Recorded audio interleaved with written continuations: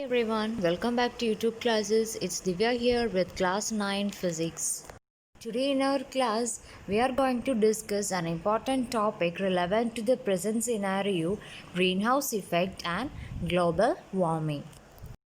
Now let us start with greenhouse effect.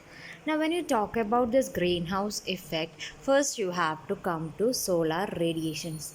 Now we know that from sun so many kinds of radiations will be emitted. For example, your ultraviolet radiations or infrared radiations. All these are electromagnetic radiations, isn't it? So properties of all these you will be learning it in your 10th standard.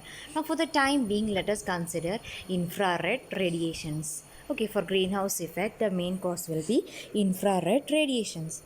Now, this infrared radiations, it can be of lower wavelength also and can be of higher wavelength also. Okay, electromagnetic radiations, when you learn it in detail in your 10th standard, you will get to know about this. Just to understand only this much, this infrared radiations can be of low wavelength and can be of higher wavelength.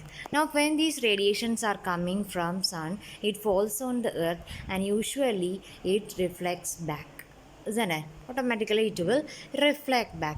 But what happens is that due to some human activities, we will see what are the causes of this greenhouse effect. Due to some human activities and several reasons, what happens is that in the atmosphere you are having greenhouse gases. Okay, I'll tell you what this greenhouse gases is. You just now for the time being you will be having some greenhouse gases like your carbon monoxide, chlorofluorocarbon, like that you are having a number of greenhouse gases.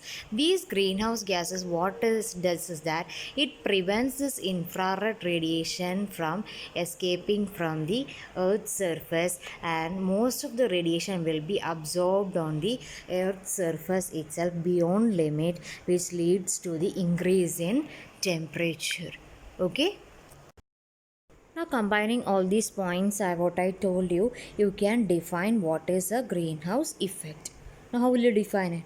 It is the process of warming of the earth's surface and its lower atmosphere by the absorption of infrared radiations of longer wavelength, isn't it? So I told you, infrared radiations, it can have lower wavelength also, smaller wavelength also. So out of that, it will be absorbing longer wavelength infrared radiations from the earth's surfaces. Now who does it? This is being absorbed by the greenhouse gases. I told you, like your carbon monoxide, methane, or your chlorofluorocarbon, what you call it as CFC, isn't it? So these are all causes or absorbs all these radiations on Earth's surface, and this result in warming the Earth's surface beyond the limit. Okay. What are these greenhouse gases? See, the gases which are good absorbers of longer wavelength of infrared radiations, you call it as greenhouse gases. Example already I told you, methane, carbon dioxide, carbon monoxide, chlorofluorocarbon. Any examples? Examples as such can also be asked for your exam. So definition along with examples should be clear to you, right? Now I told you this greenhouse effect will result in increase in temperature, isn't it? So it results in the increase in temperature of the earth's surface. So what happens is that due to this increase in temperature on the earth's surface, that heating up of the earth, you call it as global warming. Okay, so the heating of the earth through human activity will be greenhouse effect and causing the earth to heat up too much, and that heating up, you call it as one word, that is global warming. Now just global warming, it doesn't mean that simply the earth's surface is heating up. Of course it is heating up, but it mainly means that due to that the whole climate is going to change. We will see what are the effects of global warming. Now coming to the causes of global warming, as we have discussed earlier itself, due to the human activities like your deforestation, pollution, using of chlorofluorocarbon based, like from your refrigerator it is being produced, even the spray bottles you are using or the perfumes, it contains CFC or chlorofluorocarbon. So it what it helps in resulting in the increase of greenhouse gases. So automatically when the greenhouse gases increases, what happens? Global warming will also increases. And now these greenhouse gases, what actually it does, as you have said earlier, it traps and absorb the atmospheric heat, causing global warming, isn't it? So now, what are the impact of climatic change, or what is the result of this increase in global warming? In one word, we have already told it will cause climatic changes, isn't it? Now, this climatic change will lead to a lot of change in the ecosystem itself. That is, if the climate changes, automatically it will change the rainfall pattern, isn't it? Surface temperature and cyclones can occur.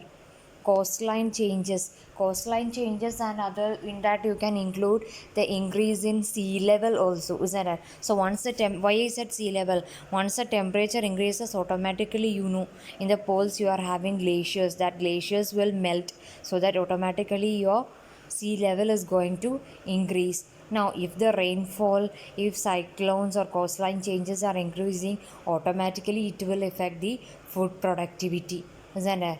Now, then, forest cover. That is mainly due to deforestation, what we are doing, isn't it? Now, then, desertification of land. Desertification of land means due to deforestation, what happens? Change in rainfall pattern, automatically in some areas where there used to be greenery also can be changed to a desert, isn't it? Without cultivation, without afforestation. So these are all the basic impact of climatic changes. Now we have seen what are the impact, or what a global warming can cause in our near future. Now we have to go for the solutions, isn't it? If no solutions means so much of problems are going to arise, even to the threat to the human life also. So when you come to the measures, you can give it, divide it into three. First one, you can have the technology based solutions. Then what you can have, economically you can have solutions. Then you can have the government policies, isn't it? So you can divide the headings as these three. Now let us talk the first solution about the technological measures. Technological measures means the usual thing we need to reduce the air pollution, or reducing greenhouse gases, reducing the use of non-renewable sources like fossil fuels. So these are all the technological based one, isn't it? Now, when you come to your economic measures, what you can do? That is afforestation or reforestation you can have. That is economical. Now, sustainable use of land or sustainable development also, that is very important. Sustainable development means you have to use the non-renewable resources or available resources, so to limitedly, keeping in mind that we have to preserve a little for the coming future also, isn't it? Now the next thing in the economic measures what you can do is that the industries will have to pay carbon tax.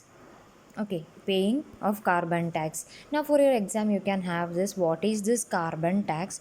It is nothing, it is calculated on the basis of carbon hours and turnover of the industry. Okay. And the third one, what I told you, was your policy measures, isn't it? When you talk about the policy measures, you can have, that is, when you come to policy measures, the first thing what you can do is that you can give awareness, public awareness on sustainable lifestyle, educating the children, or you can have seminars to the hidden areas or village areas, but thereby creating awareness among the people. Now then, controlling the population through family planning, welfare reforms, empowerment of women. So these are the policy measures which you can take. So apart from this, I have given you only a little bit of measures you can take. You can put your own ideas also. Now this is all about greenhouse effect, global warming, what are its causes, impacts, and what are the solutions you can take. Is that right? So with this, I'm going to wind up. Go through your textbook properly, read it properly. And you can start with your exercise 6D. There you don't have any numericals, only question answers. If you have any doubt, you can put it in the comment box. I'll give the answers for that. Okay. With this, we are winding up today's portion. Thank you. Stay safe.